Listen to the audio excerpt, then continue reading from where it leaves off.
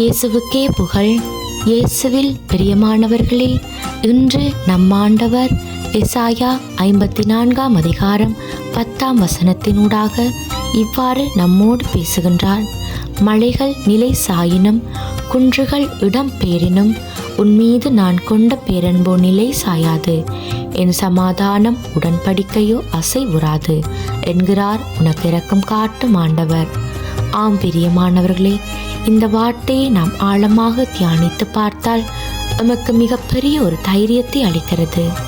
மலைகள் குன்றுகளுக்கு எல்லாம் அப்பாற்பட்டதாக தகப்பனின் அன்பு நமக்கு கிடைக்கிறது. இந்தளவுக்கு அன்பு காட்ட யாராலையும் முடியாது. இப்படிப்பட்ட அன்புதான் நாங்கள் உதாசீனப்படுத்துகிறோம். அன்றாட வாழ்க்கையில மறந்து வாழ்ந்து கொண்டிருக்கிறோம். அவர் எங்கட மேல அளவு கடந்த அன்பு வச்சிருக்கிறார். இதற்கு கைமாறாக நாங்க என்ன அவருக்கு கொடுக்கணும்? அன்றாடம் எங்கட வாழ்க்கையில எதுக்கோ நேரத்தை செலவிடுறோம். ஆண்டவருக்காக நாங்க செலவழிக்கிற நேரம் எவ்வளவாக இருக்கு என்று சற்று நேரம் சிந்தித்து பார்ப்போமா?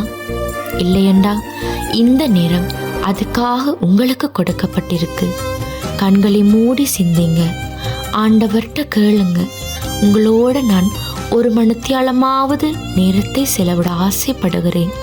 அதற்கு ஏற்றா போல என்னை பக்குவப்படுத்துங்க என்று ஆண்டவர்கிட்ட வாஞ்சியோட கேளுங்க.